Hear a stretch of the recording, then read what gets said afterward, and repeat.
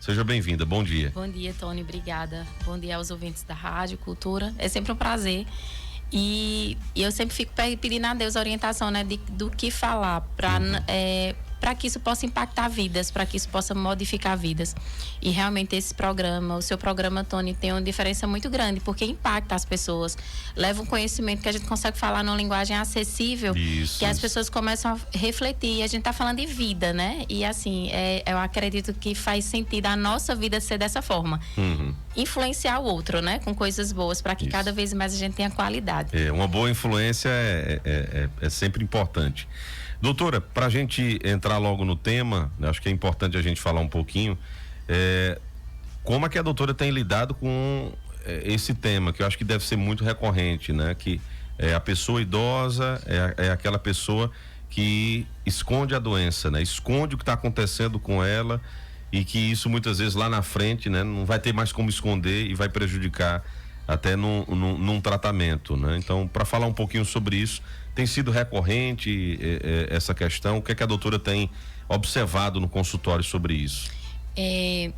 O idoso, quanto mais frágil ele fica, mais ele esconde doenças. Como assim? Primeiro, o que é o idoso frágil? O idoso frágil é aquela pessoa que ela já não consegue mais fazer as suas atividades básicas do dia a dia, que às vezes precisa de a ajuda de um familiar ou de um cuidador para tomar um banho, pelo menos para dar um suporte, porque ele tem um medo de cair, para se vestir, às vezes até para colocar a comida. Então ele vai sentindo várias coisas, só que ele não quer mais falar sobre isso, porque ele tem medo. Ele tem medo de ser internado, ele tem medo do filho ter que levar no médico, ele tem medo de ir ao médico sabendo o que é que o médico vai falar, porque ele já pensa no pior, ele pensa que pode ser algo muito ruim e vai encher de remédio. E já pensa assim, eu já tenho tal idade, então eu não melhoro. Então ele começa a esconder, ele começa a guardar alguns sintomas. E aí e esses sintomas, depois chega um momento que ele não consegue mais esconder, porque vai se manifestar, né? E às vezes quando vem mostrar para que a pessoa que está convivendo com ele perceba, já está num nível um pouco maior. E como assim? Vou dar exemplo. Por exemplo, é muito comum o idoso ele se queixar de tontura, de vertigem. Mas quando ele vem a se queixar disso, é porque ele já está com medo de estar caindo. Então ele já está andando, pegando nas paredes.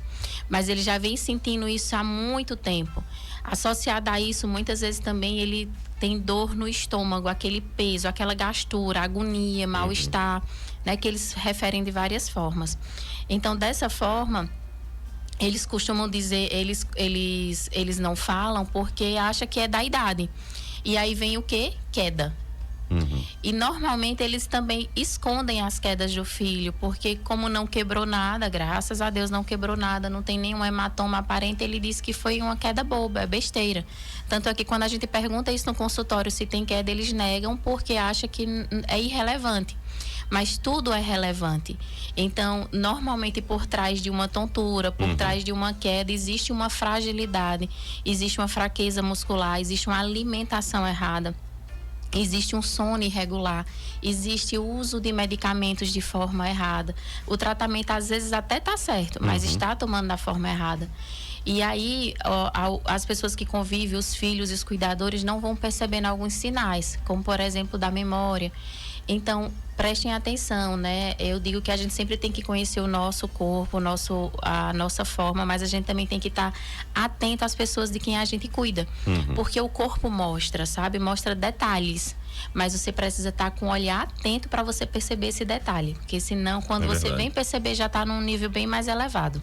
É bem interessante o que o doutor está colocando, gente, que é o seguinte: o idoso não ele esconde porque ele quer esconder, ele esconde pelo fato de que numa situação que ele esteja, né, ele está, como é que eu posso dizer, ele está, como se ele estivesse dando trabalho, né, para a família, e ele se sente incomodado pelo fato de ele estar, né, tendo que precisar de ajuda. Então aí quanto menos ele, vamos dizer assim, incomodar, né, aquele familiar, o filho, né, o neto, enfim, sobrinhos, sobrinhas, melhor ele acha que vai ficar a situação, mas na verdade fica pior porque ele está aguardando aquela doença. Então isso é bem interessante.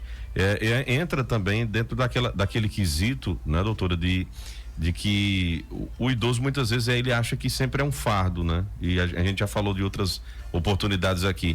E na verdade não, eu acho que todos nós iremos envelhecer, e quem tiver essa, vamos dizer assim, essa proeza de chegar à terceira idade, né? Que tem isso também, não é todo mundo que chega aos 70, 75 anos de idade, 80, é muito difícil hoje por conta da qualidade de vida, mas ele também cuidou daqueles, né? Cuidou dos seus filhos, né?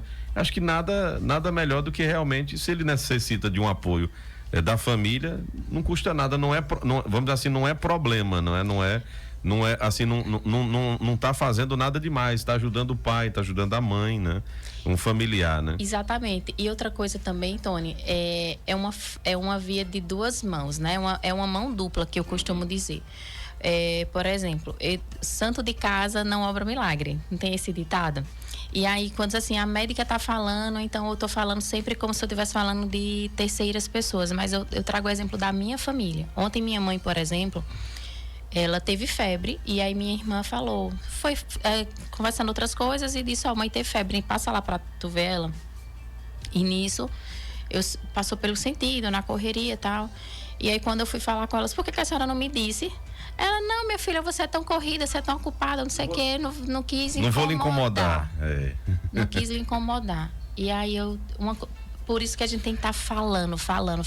Uhum. Às vezes eu penso que eu tô sendo muito repetitiva nas minhas falas, mas assim, o básico funciona.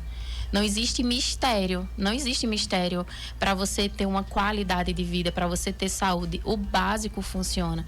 Basta você fazer as escolhas corretas, basta você seguir as orientações corretas, que você seja influenciado pelas pessoas corretas, porque dessa forma você consegue envelhecer com funcionalidade. Lembra dessa palavra, você jovem que está nos ouvindo.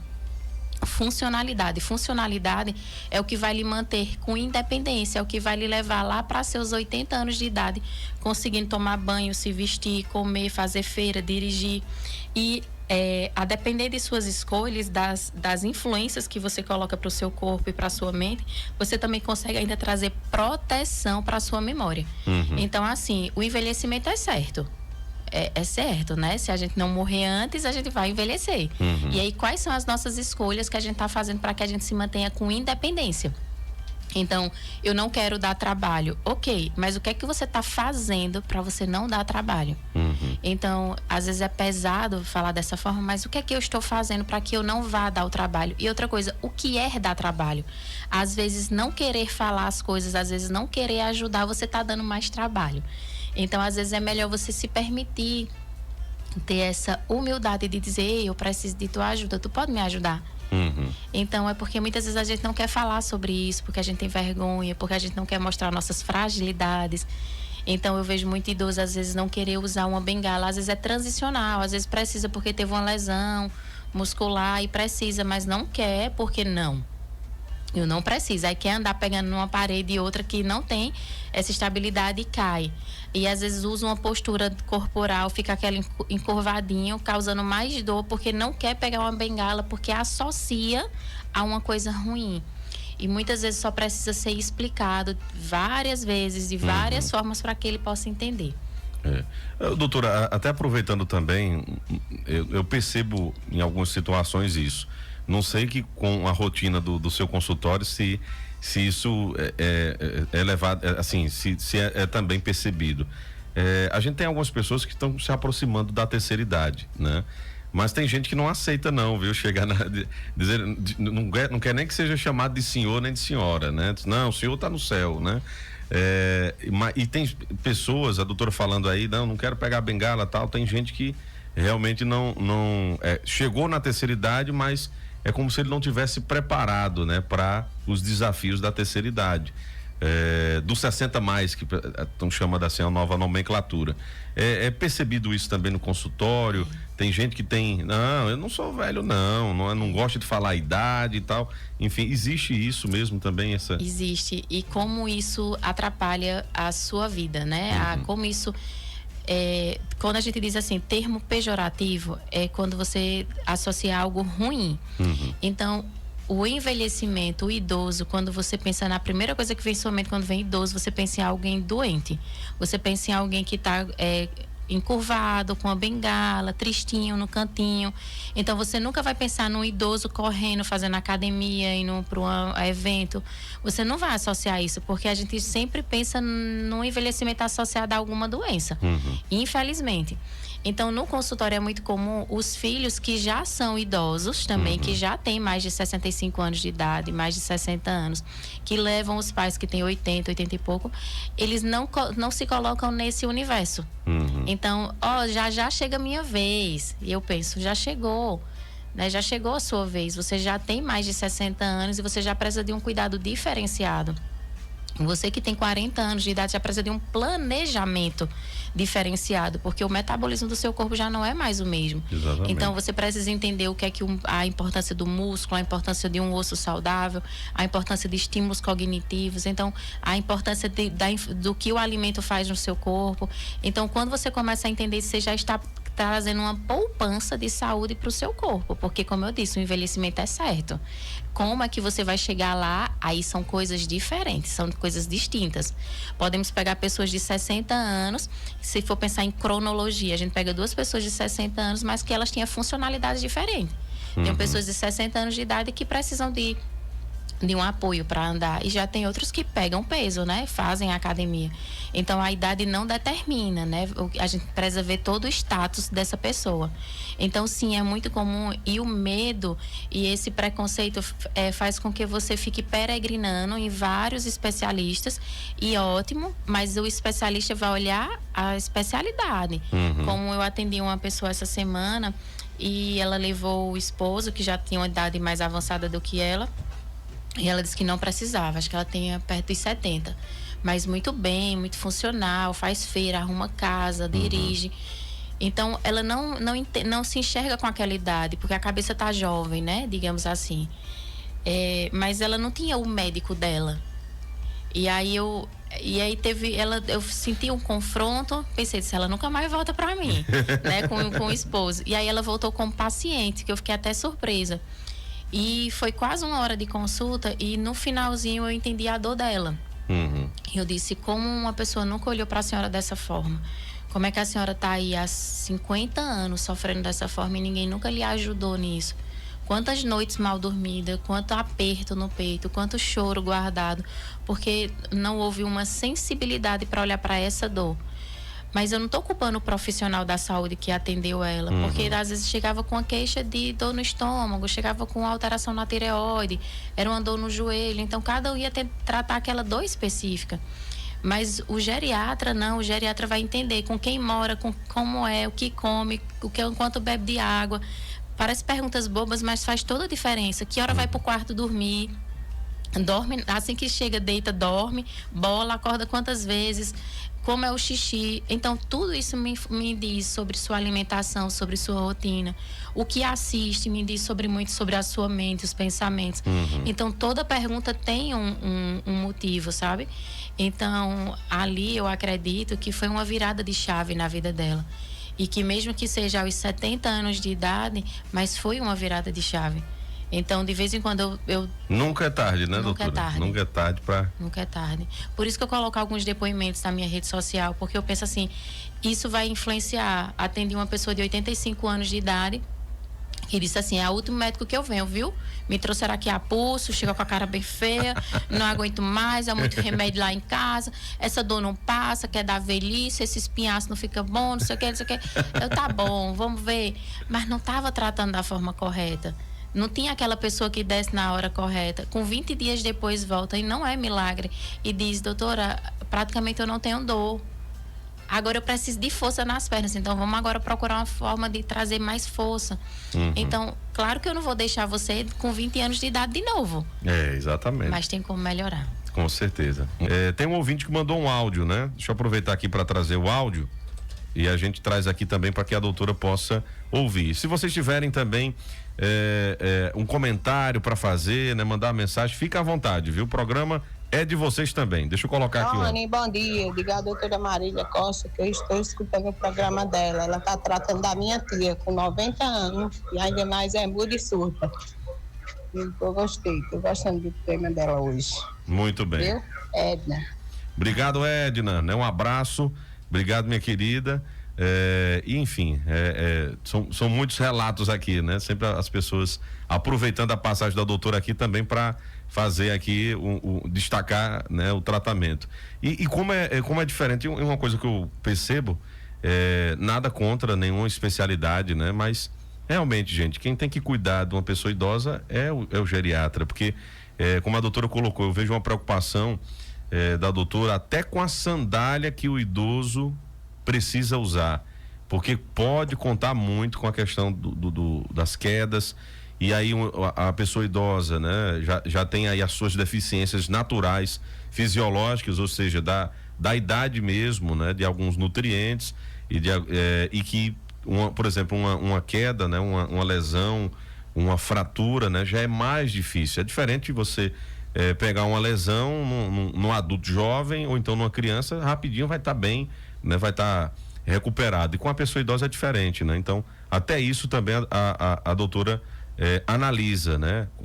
Como é o calçado que está usando, enfim, se está dormindo bem, o que é que está fazendo das horas vagas. Parece coisas bobas, né? Como a doutora colocou no bloco anterior, mas que fazem toda a diferença, né? Todo detalhe importa. Uhum. Então, quanto mais frágil a saúde da pessoa está, então o detalhe importa. Então, a sandália, que normalmente usa aquelas sandálias japonesas, havaiana, então elas causam instabilidade, pioram a questão de dor, pioram a postura, é mais escorregadia, o dedo não fica no lugar, porque a sandália tem que estar aqui, às vezes eles botam no outro dedo e saem calçando. Então, todo detalhe importa. Eu avalio o aspecto da pele, porque às vezes está uma pele muito ressecada, então traz coceira. Então, quando ele vai coçar a unha, que a pele está mais fininha e ressecada, então cria uma lesão. Então, dessa lesão pode causar um problema maior. Então, aquele machucado ali que parece ser uma coisinha boba, mas isso ali pode causar um incômodo. Então, isso atrapalha, como eu disse, muitas vezes eles se queixam que o pai não está comendo e quer um polivitamínico, mas às vezes eles não tá comendo porque ele está com a dor. Às vezes a dor tá tão grande e outra coisa, pessoas que têm mais de 70, 80 anos, eles são muito firmes, assim, para eles virem se queixar de uma dor, é porque a dor é forte. Quando eu vejo, não, doutor, eu sinto uma dor assim na coluna, quando eu vou pegar um exame de imagem que ele já tem guardado, sei lá, uma ressonância, tem fratura. Então, assim, é dor muito grande e mais aí toma o dipirona ali. O dipirona é muito bom, paracetamol e tal, mas não é só isso. Então, precisa de um tratamento. Às vezes não está comendo porque o estômago está doendo. Então, e muitas vezes eles não conseguem explicar, dizer isso, porque são tantas coisas ao mesmo tempo. É uma audição que não está boa, é uma visão, é uma dor no joelho, é uma dor no estômago. Então, são tantas coisas que se ele for contar tudo, ele vai dizer, vou ver me queixando. Então, se calam. Então, por isso que todo detalhe importa. Por isso que eu olho a roupa, eu olho sandália, eu olho a pele, olho a boca, como é que tá o dente, se tem dente que tá machucando, porque muitas vezes não tá comendo porque tem uma prótese que tá folgada. Aí a família vai tirar a prótese. Então, a autoestima daquela pessoa, porque a gente tá falando de pessoas, então já não tá tão boa. Então são tantas coisinhas. E dessa ouvinte que falou, que eu atendi a tia dela, né, que ela é surda, muda, ela também já cuidou de uma outra, que também era surda, muda. Então, eu olho também para o cuidador, que muitas vezes está mais adoecido do que os meus pacientes. Muitas vezes, então, se ele não estiver bem, ele não administra o medicamento, não faz os exercícios que eu peço, não alimenta, enfim, é um conjunto. Então, é um trabalho, assim, de formiguinha, mas bem complexo. Eu estava até conversando aqui com a doutora, né? Porque existe também, da mesma forma que a gente tem o idoso com todas essas questões, a gente tem também o cuidador. A gente até já falou em entrevistas esse ano a respeito disso, né? Tem muitas pessoas que são responsáveis por essas pessoas idosas, né? Pelo parente, né? Pelo pai, pela mãe, e muitas vezes ela também está necessitando, né? De uma ajuda, e é observado isso, né? É observado de que também aquela pessoa tá um pouco exausta, né? Pelo cuidado, pelo trato. Eu conheço muita gente que, né, trata realmente assim o pai e a mãe, que já são idosos, né, com assim um zelo muito grande. E muitas vezes esse zelo, né, ele acaba também, vamos dizer assim, passando aquele limite, vamos assim dizer, prudencial, e que qualquer coisa que acontecer, a pessoa se sente culpada, enfim. Então, um excesso, né? O excesso daquele cuidado muitas vezes é um martírio para o cuidador, né? Então tem que ter também, é uma linha muito tênue, né? Que é uma linha que você está ali seguindo e qualquer coisa pode realmente abalar também o cuidador, né? E todo excesso esconde alguma coisa. Então, às vezes você está ali cuidando muito, às vezes pode ter culpa por trás, às vezes pode ter uma relação que no passado não foi tão boa e você está querendo recompensar agora. Tem muitas coisas por isso que a importância da terapia, do acompanhamento com um psicólogo. É importante para o idoso, para ele entender essa nova fase, esse novo ciclo que está vivendo. E também é importante aquele filho que se tornou cuidador, que muitas vezes vai ter que ver seu pai ou sua mãe despido, nu, para dar um banho. Então, como isso, né?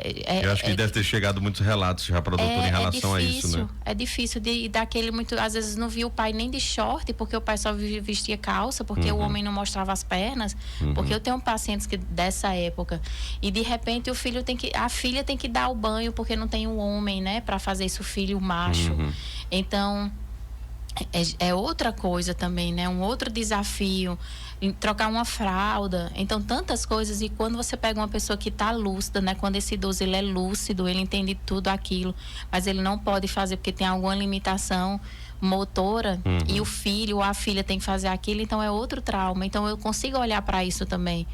E deixam passar despercebido porque acha que isso é besteira, o pudor não é besteira, isso influencia muito, porque vem vergonha, vem tristeza, gera tantas coisas. E o cuidador muitas vezes ele se anula, quer deixar a sua vida, deixar às vezes o seu trabalho para cuidar daquela pessoa, mas daqui a pouco ela não vai ter mais a vida dela. Então ela vai estar muito cansada, daqui a pouco vai estar irritada, daqui a pouco vai estar fazendo coisas que não faria antes. E por quê? Porque está cansada, porque está sobrecarregada, porque vai ser um trabalho 24 horas por dia, todos os dias. Então a gente precisa entender que o descanso é merecido e não é abandono, não é negligência. Vamos organizar aqui a escala, porque esse final de semana eu vou sair, vou me divertir, vou descansar. E realmente é descansar. Isso, e sem culpa, né? Exatamente, isso é importante. E tudo com o diálogo, né? Com uma boa conversa se resolve, né? Para se montar uma escala, para poder justamente fazer algo para não sobrecarregar, né? E também não ter o adoecimento de quem está cuidando, né? Olha, o ouvinte colocou aqui, olha, bom dia, sou ouvinte fiel do programa, né? O programa com a doutora Marília é diferenciado, não desmerecendo os outros profissionais, né? Doutora, meu pai é muito teimoso, né? E não fala o que está sentindo. O que faço para ele falar, né? O que está sentindo. Programa maravilhoso. É um ouvinte aqui que está relatando isso. Existe algum tipo de técnica, doutora, para então, né? Com um jeitinho chegar, pai, estou sentindo o senhor diferente, está sentindo alguma coisa? Como é que faz então para tentar fazer com que o idoso realmente fale o que está sentindo? A conexão mesmo. Por exemplo, eu vou trazer para Alice, né? Minha filha que está aí quase 4 aninhos, que já tem um entendimento bom. Então, muitas vezes, eu falo, Alice, me conta o que aconteceu no seu dia. Ela vai dizer nada, então vai continuar olhando para a televisão e nem prestar atenção. Mas aí você brincando, você vai fazendo perguntas, você vai distraindo e daqui a pouco vai falando. E você vai ter que, de novo, muitas vezes se reconectar, né? Com seu pai, com sua mãe. Então, às vezes é sentar na mesa, lanchando, almoçando, em uma conversa, e aí você vai fazendo aquela pergunta, tá sentindo dor? Como é que tá aquelas dores? Você vai fazendo perguntas direcionadas, intencionais, mas entre uma conversa e outra, para ele entender que você se importa. Muitas vezes a outra pessoa precisa saber que você tá ali se importando. E nessas conversas que não é pontual, não é única, né? Então isso é no dia a dia, ele vai entendendo que você está se preocupando. Então, o idoso, ele sente você no olhar. O mover, socorrer, e ele presta atenção quanto você corre, como se você tá com a carinha de cansado. Então, de novo, ele não quer dar incômodo. Quando a gente usa essa palavra teimosia, quando eles são resistentes, é porque eles também têm a vontade dele. Então, a gente precisa perguntar o que é que o senhor quer. Por que o senhor não quer ir para o médico? qual é o seu medo? Me diga, é o dinheiro? Tá com medo dele dizer alguma coisa? É medo do exame? Mas não entende que se não for é pior. Mas não é um confronto, é uma conversa. E quantas vezes for necessário. Não deu certo hoje, a gente tenta um outro dia e por aí vai. Eu estava comentando com o Tony que uma paciente tentou uma consulta 4 vezes com a mãe até que conseguiu. E aí foi aí onde eu fui fazer exame físico, vi ela sem o vestido e identifiquei várias lesões no corpo, entre outras coisinhas. E a filha ficou muito espantada porque ela não via isso, porque a mãe não relatava. Mas como isso ali doía, como isso ali coçava, como isso ali incomodava, principalmente na região de fralda, né, a dermatite. Então, assim, os detalhes importam. E muitas vezes não é descuido, negligência do filho, do cuidador. Muitas vezes é a relação que precisa ser ajustada e precisa do intermediador. O idoso, ele não vai se abrir, e assim também é a vida, né? Uma pessoa não vai se abrir com outra assim do nada, né? Quando não há justamente essa conexão que a doutora está colocando. Então, a chave seria essa conexão. A conexão, e eu não vou nem falar só no âmbito agora do idoso filho, idoso cuidador. Eu falo assim, marido e mulher. Quantas vezes a gente tá sentindo alguma coisa, mas a gente não conversa mais? A gente tá tão no operacional de resolver demanda de casa, de feira, de menino, de escola, de pagar uma conta do trabalho e de como... A gente tá tão no fazer que às vezes a gente esquece, ei, como é que foi teu dia? Bota as pernas aqui, vamos conversar um pouquinho. Tá com dor de... Como é? Tem aquela dor de cabeça, melhorou? Tá precisando de alguma coisa? Então, é esses detalhes sutil que faz diferença e que não tem preço, né? Que não tem preço, você precisa só do seu investimento de tempo. Muitas vezes a gente pergunta, mas não para ouvir. Né? Eu pergunto, mas você parou para ouvir? Porque existem vários tipos de linguagens, né? Principalmente quando é mulher. Mulher tem umas linguagens diferentes. Então, é ter tempo, né? Tempo de qualidade. Então, e o exemplo arrasta. É uma das coisas que a gente fala muito. O bom exemplo, a gente precisa fazer isso dentro da nossa casa, porque os nossos filhos estão nos observando. E eles vão reproduzir lá na frente do mesmo jeitinho. É verdade, com certeza. E eu tenho áudios, né? Para que a gente possa ouvir também aqui, trazer os relatos, né, dos nossos ouvintes. Vamos lá, vamos ouvir? Bom dia, Tony, bom dia, doutora. Tudo bem? Sobre esse assunto aí mesmo dessas pessoas mais idosas, né? Que não quer ficar espido, não quer, tem vergonha, né? Dos filhos, dos netos, que não quer mostrar o corpo.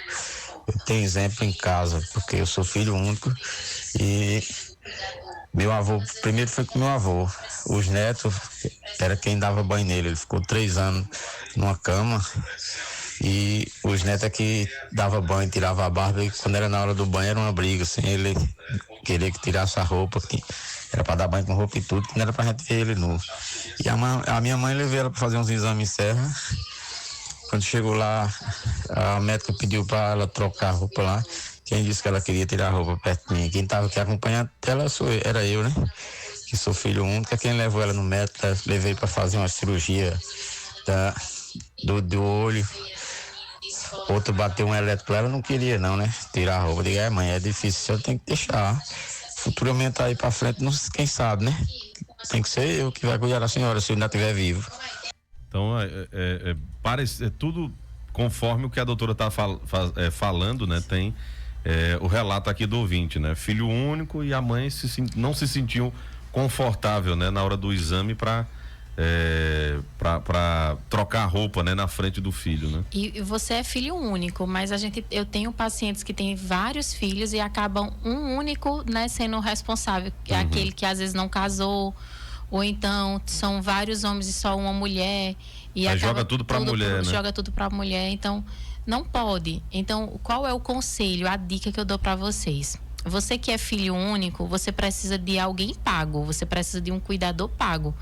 E aí eu fico dizendo assim, contrata uma dama de companhia. Então, é uma menina que vai acompanhar, às vezes que vai dormir num quarto, que vai ajudar num banho, que vai às vezes numa consulta, então que vai entender, que vai ajudar numa medicação, porque por mais lúcido que seja, quando toma mais do que 5 comprimidos por dia, a adesão é irregular, os estudos já mostram isso.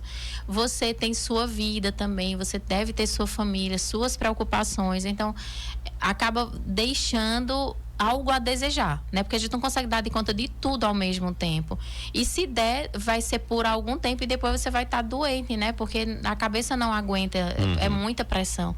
Então, o conselho que eu dou é isso. E não diz que não vai ser abandono, porque tem filhos que acham que não, é minha obrigação cuidar, sim. Quando a gente contrata alguém para ajudar, não é que você está deixando de cuidar, você está pregando uma ajuda, você vai estar delegando uma função, você vai estar fiscalizando, você vai estar ali, mas muitas vezes no papel de filho. E aí, quando a gente se torna o cuidador principal, esse papel se inverte. E quando tem uma família muito grande, muitos filhos, faz escala. Então, assim, tem sempre aquele filho que é mais organizado, que é mais conforme. Então, ele pegou, são 5 filhos, faz a escala. De segunda a sexta, fulano fica em casa com os pais, dorme. No final de semana existe um outro rodízio. Quem não puder, dá o jeito, encontra uma outra pessoa, troca com algum outro irmão, é a responsabilidade. Se João tem que ficar na segunda, é responsabilidade de João. Se João não puder, João vai ter que dar um jeito de encontrar alguém para ficar na função dele naquele dia.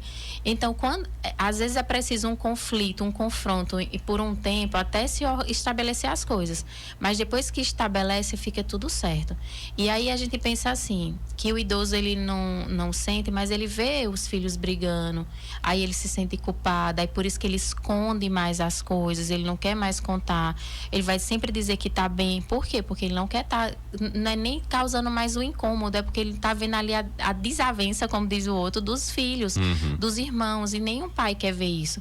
Então, resolvam isso em particular e depois só mostra. Então, aquele ditado que diz que uma mãe é para 10 filhos e 10 filhos não é para uma mãe, a gente tem que esquecer isso. A gente tem que começar a dizer não, a gente tem que se organizar e tem que cuidar, porque é obrigação, né? É verdade. Não tem nem o que complementar. Perfeita a colocação da doutora. Tem um ouvinte aqui pra gente fechar, né? Mandou um áudio. Vamos ouvir aqui. Programa maravilhoso, doutora Marília Costa, muito bacana. Ela cuida do meu pai. Eu não tenho o que falar dessa mulher, sensacional. Depois que ela mudou muito a situação de muitos idosos. E eu sou uma idosa muito funcional, como diz. Eu tenho 66, eu participo a semana inteira de academia. Ela me conhece, Fátima Príncipe. Muito bem, Fátima. Um abraço. Um abraço. Dona Fátima é uma figura, uma pessoa incrível, muito ativa, muito disposta, cuida do pai que tem Alzheimer, cuidou da mãe. Então, assim, é uma luta, né? Mas ela entende da importância que ela se cuide também. Isso. Então, por mais que ela faça, ela procura a rede de apoio. E se não tem a rede de apoio de sangue e família, vamos procurar uma outra rede de apoio. Mas se não, a gente não consegue levar isso por muito tempo. Exatamente. Tem outro ouvinte aqui, Cátia Regendo do Bom Jesus. Olha, eu sou filha única, né? E cuidei de minha mãe sozinha e sinto muita falta dela, né? Relatando também, conforme aquele ouvinte lá também trouxe, né? Essas informações. Doutora, pra gente fechar o programa, fica à vontade aí para mandar uma mensagem. Nós temos aí na próxima semana Natal, né? Então, fica à vontade. Lhe agradecer aqui de público pela parceria. Doutora Marília Costa é uma das profissionais que acredita nesse programa, e assim, ela sempre me repassa feedbacks, né? De que as pessoas ouviram, relataram, né? Que gostaram do conteúdo.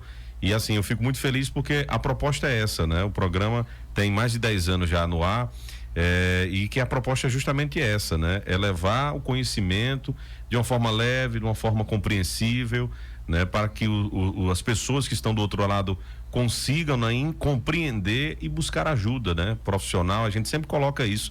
Se tem uma coisa que a gente prega que tudo, gente, nada substitui, né? A ida a um profissional capacitado, né, para resolver a sua demanda, né? Por isso que a gente traz esses profissionais. Então, aproveitar, doutora, para lhe agradecer por acreditar nesse projeto, né? E também esperar que continuemos a parceria em 2025, se Deus quiser. Amém. Então, fique à vontade, doutora, também para poder aproveitar e desejar um feliz Natal aí para todo mundo, né? E feliz Ano Novo também. Isso. O que eu desejo é o que há de melhor para vocês que estão nos ouvindo, para os idosos, para os jovens, para os que estão aí no meio termo. tá chegando as festas, né, comemorações, onde a gente vai confraternizar, onde a gente se preocupa muito em roupas, em comidas, em ceia, isso tudo é válido, é muito importante. Mas a gente sempre tem que se preocupar, assim, como é que estamos, né, como é que tá a nossa saúde física e mental. Que a gente, tudo que tiver ao nosso alcance, que a gente faça hoje, que a gente abrace hoje, que a gente beije hoje, que a gente ame hoje, que se a gente está sentindo algo de diferente no nosso corpo, a gente procure resolver hoje. Não vai para o Google, porque você não consegue se automedicar, você vai ter problema. Então, a melhor coisa é que você se cuide como um todo, né? Que o projeto de 2025 se inicia hoje, no dia 21/12/2024, que é o presente que Deus nos dá todos os dias, que se chama hoje. Que a gente não fique pensando muito no amanhã, com esse excesso de futuro que nos traz tanta ansiedade, nem preso no passado, por exemplo, vivendo um luto eterno. Entender que algumas missões a gente se encerrou, cumpriu, e a gente sente a saudade, mas não dor, não culpa. E se existe culpa, dor, remorso, procurar resolver isso, porque isso traz um peso muito grande, traz um adoecimento muito grande. Então, que a gente comece a levar para 2025 o que for de bom. O que não for tão bom, a gente deixa. O que está no passado fica no passado, serve como aprendizado. E eu acredito muito no poder da palavra, né? Isso é bíblico também. A palavra tem o poder de edificar e a palavra tem o poder de destruir. Lancem palavras boas sobre você, sobre os seus. Declare bênçãos, declarem coisas boas. Não alimentem aquela palavra. Eita, fulano é assim, fulano é assado. Não repita isso, porque quanto mais você fala, mais aquilo se torna uma verdade, mais aquilo cresce. Mas o contrário também é verdade. Quando você começa a declarar coisas boas, que seu ano vai ser próspero, que seu dia vai ser maravilhoso, que você está vivendo o melhor dia, por mais difícil que seja, algo em você começa a mudar. Então, é isso que eu desejo para vocês, que vocês comecem a olhar as coisas talvez por um outro ângulo, por uma outra visão. Quando a gente foca no problema, a gente não consegue ver a solução que está do lado. Mas quando a gente deixa de olhar para o problema e talvez se conectar com pessoas que nos traz uma visão diferente, o fardo é mais leve. Então, a ciência já fala sobre o poder da fé, né, num processo de um adoecimento, num problema. Então, fortaleçam a fé de vocês. Busquem pessoas que estão num nível mais à frente para que eles possam falar, para que possam lhe trazer mais encorajamento. Porque a gente está vivendo dias difíceis, né? São muitas informações que a gente tem ao mesmo tempo. Então, eu digo que a gente está vivendo uma pandemia da saúde mental, muitas crises de ansiedade, de depressão, de insônia, de pânico, de tantas outras coisas, mas que a gente não normalize isso. Que a gente não normalize isso e que a gente vá em busca do melhor.